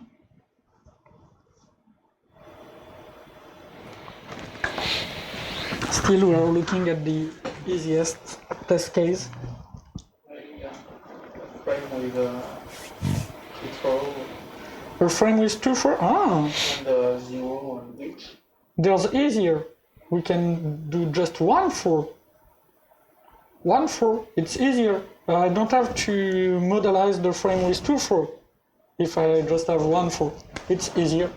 So let's just do should get frames for one wall game, something like that. So I do my wall, and here I want the get frames because we have get score. So let's just say we have a get frames. Seems legit. And here I want a collection of frame that will be awesome. So I need to create a frame class. Perfect. I just put a to-do here so I don't forget it. And I can come back here. Okay, so here I will use some ASRG tricks using recursive field-by-field element comparator because it's a collection, so it detects that. And I want it to contain exactly here a new frame, evening, with just one throw at 2. I can't create a frame without throw, I need the first row. I need the first row in a frame, so that's perfectly logic to have that. Okay, and this is the first row, for example. Sounds good. Okay, this is failing, of course, but here I will go back in an inner TDD loop. I have my outer TDD loop, which is this one, saying, okay, I want my game to have frames. But here I have some implementation to do in frame. So I will go in an inner loop. There are two schools of TDD, inside out, and outside in. They're also called London and Chicago school. And here I'm switching from one to another. Because that seems fair. Okay, I lost the chat. Sorry, chat. Can't see you for a few minutes. You are missing me so much. Okay, chat. Here you are. Perfect. Okay, so let's do the frame test.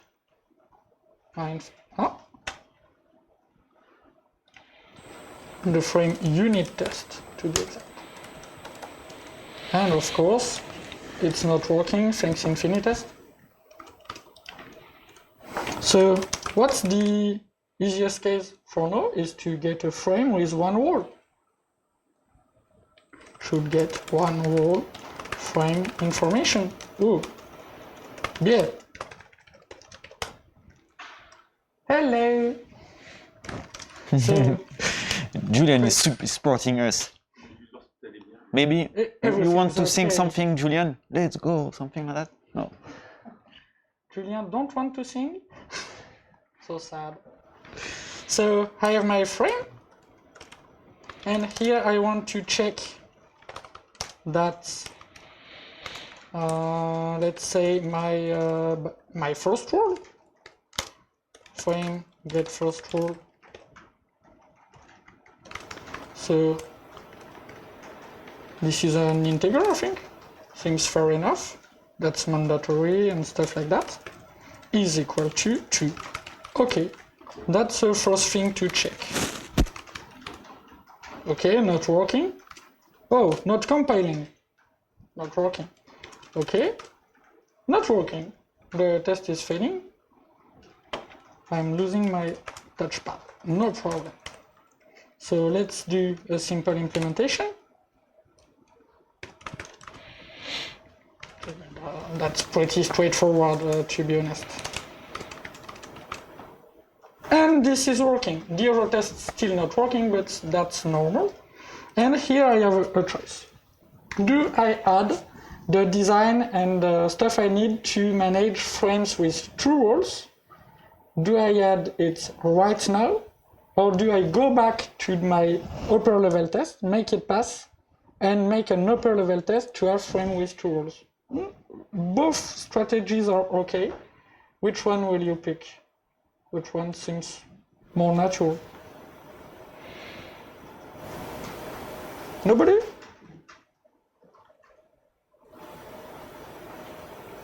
Maybe the test of Well, just get the mic. we can begin by fix this. Yes, get the mic. Custom on game unit Okay. Okay, because so we are not all green. we make that pass. So, okay, let's make that pass. No problem. So, so this can pass like this. You tell me if I'm doing strange stuff.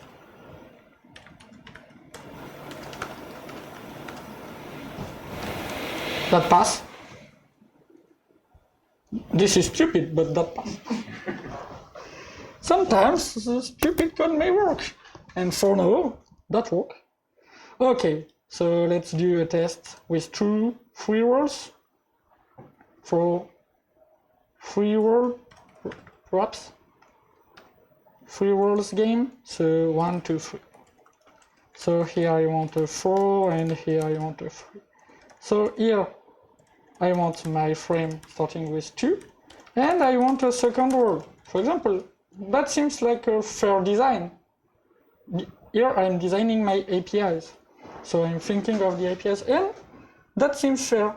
Let's do something fluent on the frame.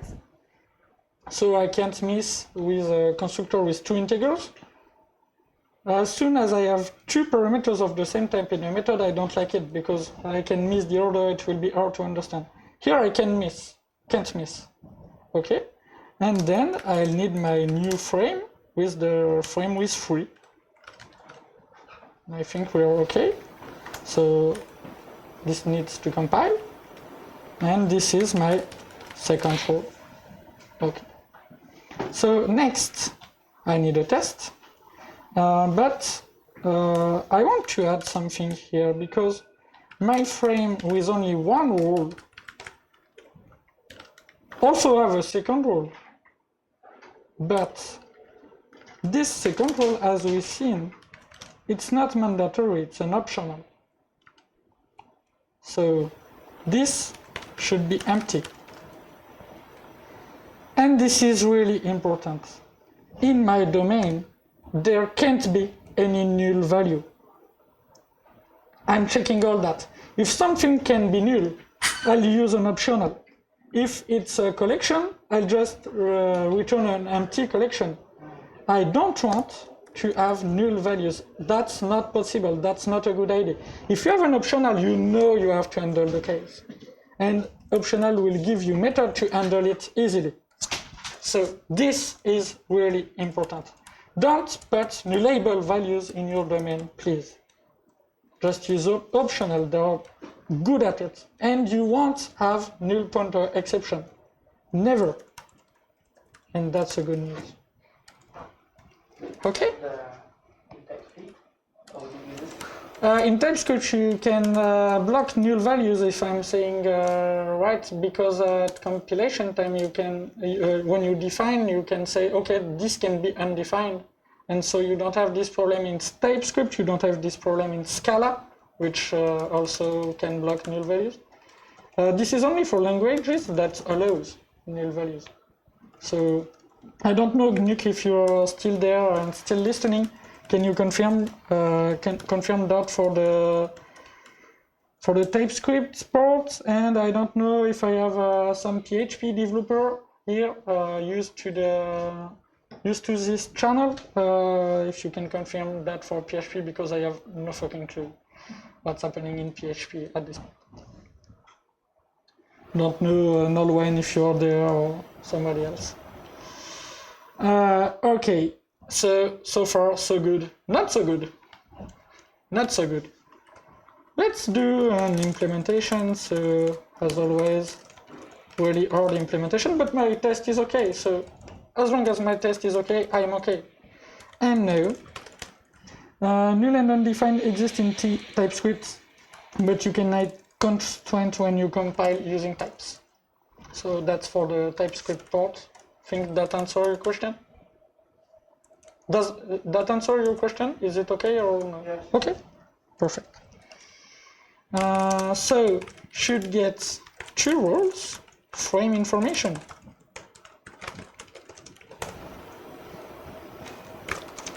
That will be a cool add. And here I want my second role at 2.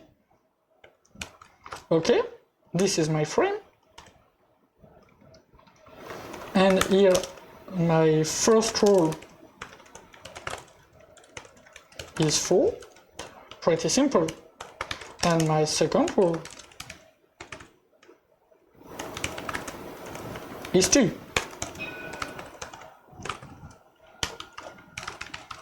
And this is not working. Not my day. Okay, so let's make it work.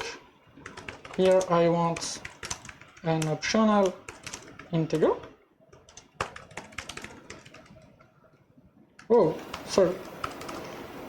And here I have a big design choice to do. Do I make immutable frames? So control will result in a new frame with the two rows. Or do I make mutable frames? So control is updating my frame. I'll let you choose. Both design can be defended here. And I just read the GNU answer. For example, type my type can be null undefined optional field can be okay. So it just put the syntax to have undefined null and stuff like that. Thanks a lot, GNU. No problem with formatting, will be okay. So mutable or immutable frames? What do you think is the best? Immutable? Mutable? Let's try mutable. It will be easier for us, to be honest. Here it will be easier. So here I just return this. I just have my Fluent API. But a frame in Boolean is mutable. That's logic. When I do my second roll, that's not a new frame. So both are okay. Immutable is have less side effect, have no side effect in fact. This is even brighter if we check at the bonus throws after it. Yeah, it can because we need to update it after the frame is supposed to be complete. Yeah, we'll see. We'll see. So let's do the control implementation because we need to advance in this implementation. So here I want my control.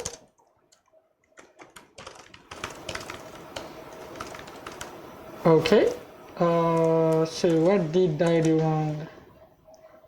Thanks a lot. Boxing, anti-boxing. Oh, sorry. And this is this second one. Perfect. Still not working because here I need to say, okay, my control is empty. And here I just need to get that second row. And my frame is okay, but my test is still red because here, you remember when I said this is stupid? And this is stupid. So let's try to do a real implementation for that. And I talked too much, so you'll have to help me on this one. How can I have a real implementation to get my frames from what I have now? From the cases I want to cover.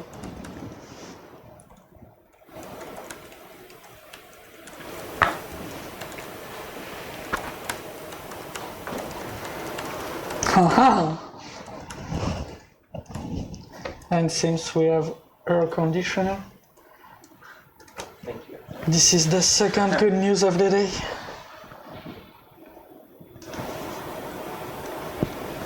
And beers are 20 minutes away. Hopefully there will be beers. Haha, beers. Okay, do you have any idea how we can do it? We are not looking at good code right now.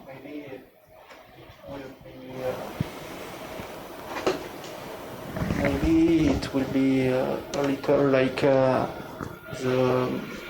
ball score with frame indexed. So we need to use how we do the frame.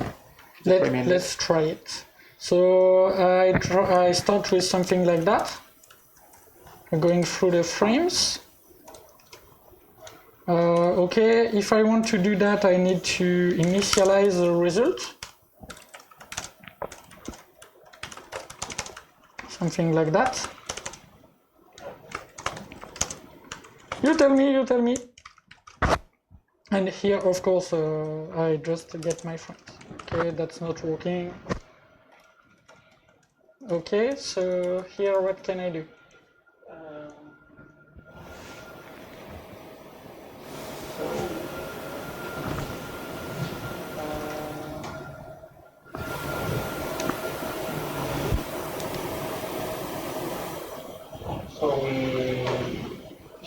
add a new frame and add it on frames.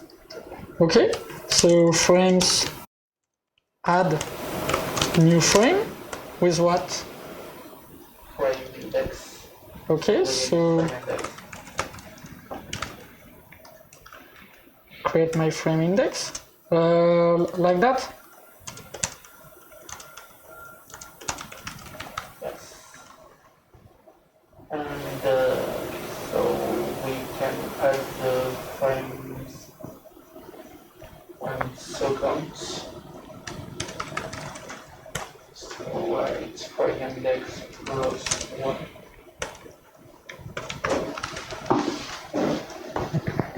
Plus 1. So I think you don't want to tell frame index, but roll score at frame index. Yes, let's go frame index. Okay. So I see a little flow here because I will add 0, and 0 is a possible score, but that's not, when I don't have any second roll, I just for one time, that's our first test. I don't want to have 10 frames. And here I have 10 frames with first and with second roll to 0, which is different to no second roll. Yes. So that's a little flow. We can try something else, perhaps. Perhaps we can say the old way. The old way is, okay, I have my roll. Let's just go through the rules. And I have a first case. If this is the first rule, in fact. In that case, I need to initiate a new frame. No choice. And I can just continue. I have my first frame, first rule. And here I have another case to check. I have to get the current frame and check whether or not it's terminated. If my frame is terminated, I need to create a new frame. And if it's not, I need to put a second rule. That's tricky, but I can terminate frames on many ways. So I need the current frame. So I need the last frame from my frames. So to do that, I will change my collection implementation to a dequeue. No, I just want a dequeue. Here I want an array dequeue.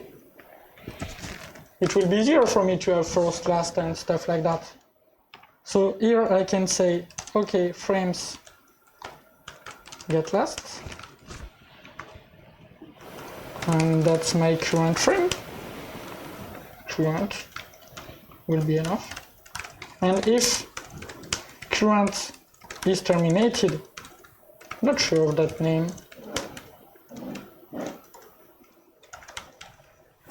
If my current frame is terminated, then I need to add a new frame, start a new frame. I have to do that. Otherwise,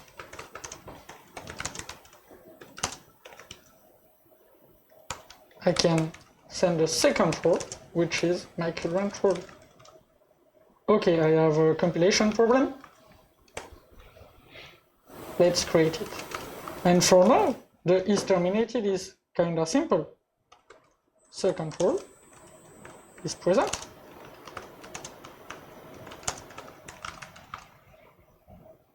And this is working. Okay? Okay. I have to handle those 3 special cases. The first rule, okay, I have a frame, but it's not terminated, so I send a second rule to it, and the frame creation. Okay, so there is a case that we didn't cover here, which is the one that's annoying us with the frame order. That's the strike. Should get frames with starting strike. Because in that case, if I start with a strike, that's not like it. That's 10. Then I end this frame, and I have a new one with 4 and 3. And that's really important. Okay, so this is not working. Let's make it work. And here I can say first roll equal 10. But first roll equal 10 doesn't mean anything. This is a strike. And I have my frame working. But I don't like it. I don't like calculating the frame when I get the frame. I want my frame to be an attribute of my game, and I want to have the frame as soon as I roll, I can add the frame. So I want this. I don't want it here, I want it here. That's private final. And this algorithm, I don't want it here, I want it here, perhaps with some updates. First update, this, if frame is empty, frame.add new frame, and it's not a continue, it's a return. Okay, next update, I can remove this 4 and this. This is just algorithm, this is lying track, because we are not talking about hexagonal architecture here. We are doing the business value. We are adding algorithm, we are moving stuff. So here it's working, I didn't break anything, but there's something that's bothering me. I have a way to get directly an attribute of my class, which is not the case for all. And this attribute is a collection. So I want to ensure that it's not modifiable. Because I don't want somebody to do getFrame.clear. Because I don't want to break my class. So I just add a test for that. And do you know what principle of solid code do we have to break to allow that in Java while I'm writing the test? Unmodifiable frames. So here I want to check an exception, and if I have my game get frames clear, that should not be possible. So this should be an instance of unsupported operation exception. And this is ugly, but that's the only way in Java, because we don't have a collection interface that have no update method. This doesn't exist. It will be pretty simple to do, because we just need a new collection interface, a new iterable interface, with a new iterator without the remove, a new collection without clear or remove, stuff like that. And we are done. We can have a collection that we can only read, which is the most basic use case of a collection. But that doesn't exist, so we have to break the Liskov substitution principle and break the implementation. We are gonna make an implementation of a collection where the contract is not okay, because all operation updating the collection will result in an exception, which is not the contract. But that's the only way to do that in Java. So let's go. That's pretty simple to do, because everybody needs that, so they put it like basically, but this is a real problem in Java, because I don't know if my collection is modifiable or not. I'll see it at runtime, but I can see it at compile time, and it will be really better. But we do it with what we have. Okay? Do we have something else to do for that frames? And I think.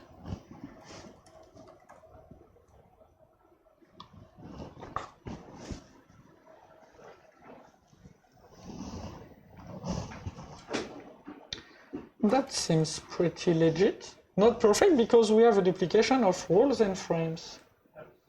But if we want to remove the roles, getting the score will become a nightmare.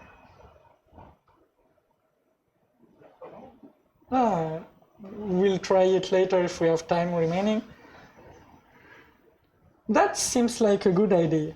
But then you see, okay, I will get my next frame to get my bonus. Okay, that's my first bonus. My second bonus, perhaps the frame is down, so I don't have a second roll because he did a strike, so I need to go to the next frame. That's a lot of cases to cover. And in fact, it's less clear than this one, than this algorithm. Yes, we have duplicated data, but that's not that big of a problem. That's integral, they are cached.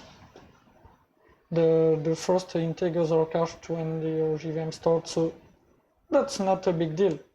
And here the algorithm is simpler. We will try it if we have time remaining. But for now it's okay. What do we have to do to have a real padball domain? What's remain?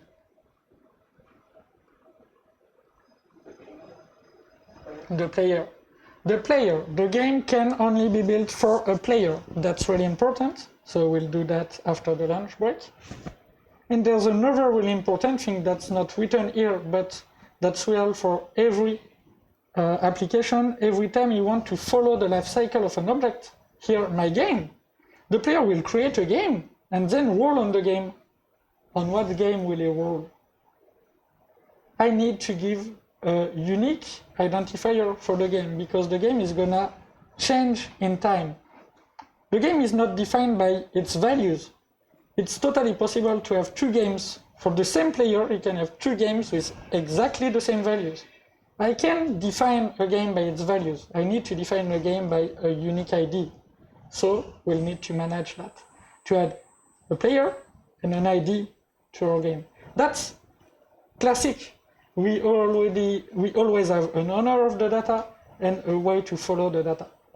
But with what is less classic, I think, is that we don't have to follow the frame. We don't need a unique ID for the frame because the frame will only exist for a game and their value is enough. We know that they are in a certain order in the game. It's enough. We don't have to generate an ID for the frame. So we'll go back to the full cam to do the first discussion for the day because 8 minutes left till lunch break. I see people starting to put lunch and that's a good news. I love lunch and beer. I didn't see yours.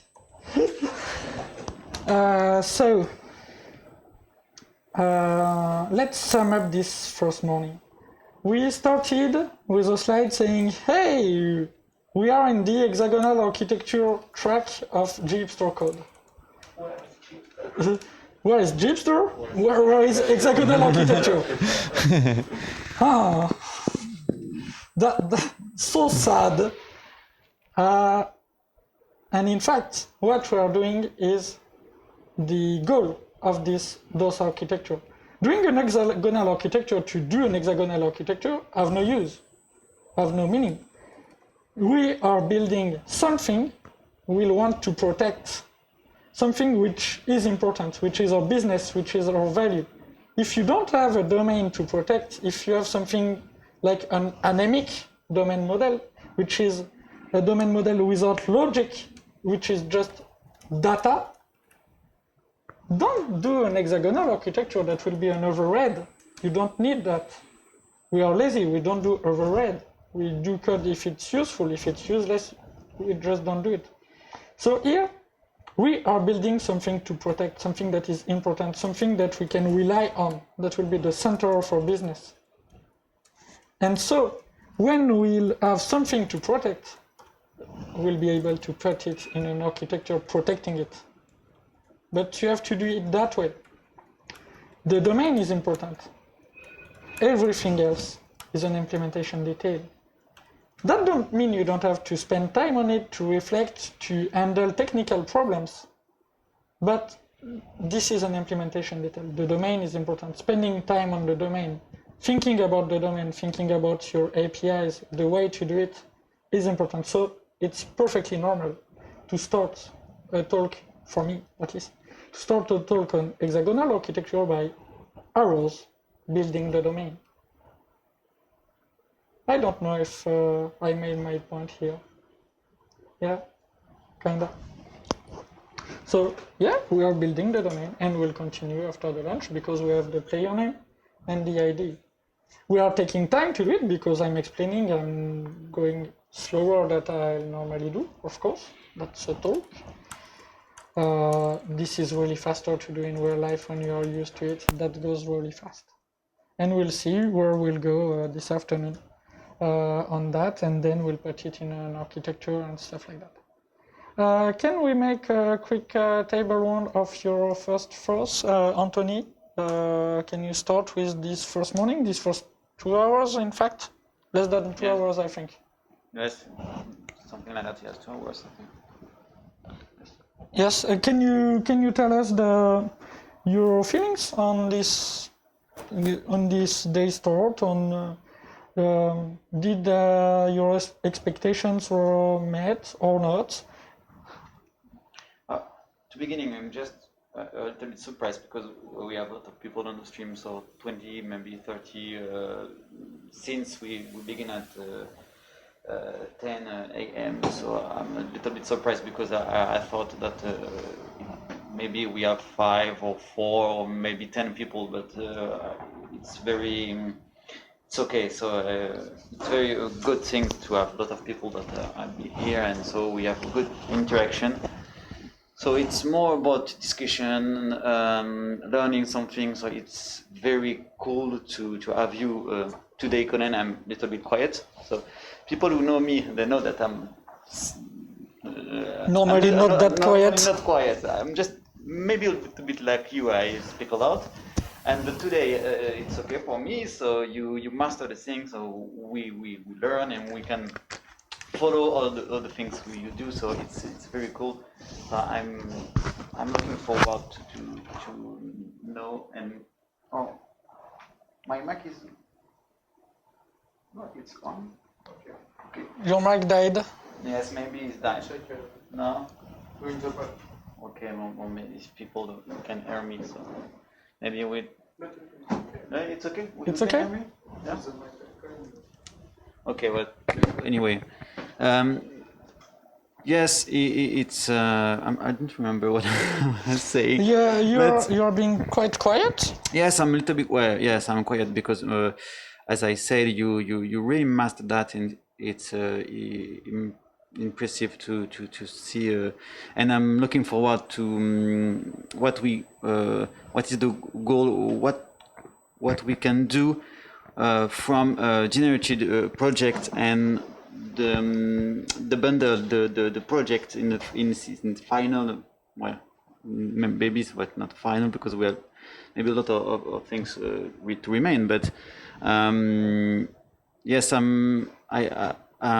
want to know what we gonna to have at the end of the day. What we're gonna do with this domain? Yes, also. But I think I have 5 hours of code this afternoon, so of course we are not halfway because the afternoon have way more code. Yes. Okay? So we'll have to wash our hands after that. Yeah, for me, I'm waiting for this afternoon because hexagonal architecture is a main subject of the talk. So this morning we dealt with the basis of the project, and I'm waiting for this afternoon. Okay. And just maybe, Conan, you could push the code in the repository.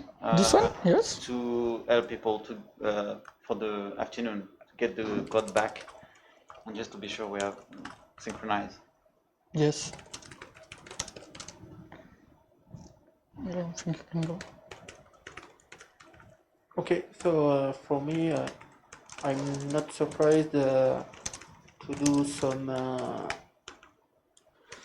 business code because I share the vision of Colin of hexagonal architecture. So I'm waiting this afternoon after to see how Colin We'll pack it. With JHipster. And all the stuff I have set up before coming here, and we'll see this afternoon. I just pushed JHipster code branch to the repository. Perhaps you can link it. Hopefully we have the good rights on the repository so people can take it. Okay? And sorry, I forgot to ask. So far, so little frustration because we are not doing hexagonal architecture, but we are building a domain. But is it too fast? Too slow? Okay? For you? Okay? For me, it's okay. I just need to remind the rules of a bowling game. Yeah. Yeah. We are going further and further from that. Yeah, for me it's not too fast, but I have some absence time because of the interviews and stuff. But quite happy with this morning's output.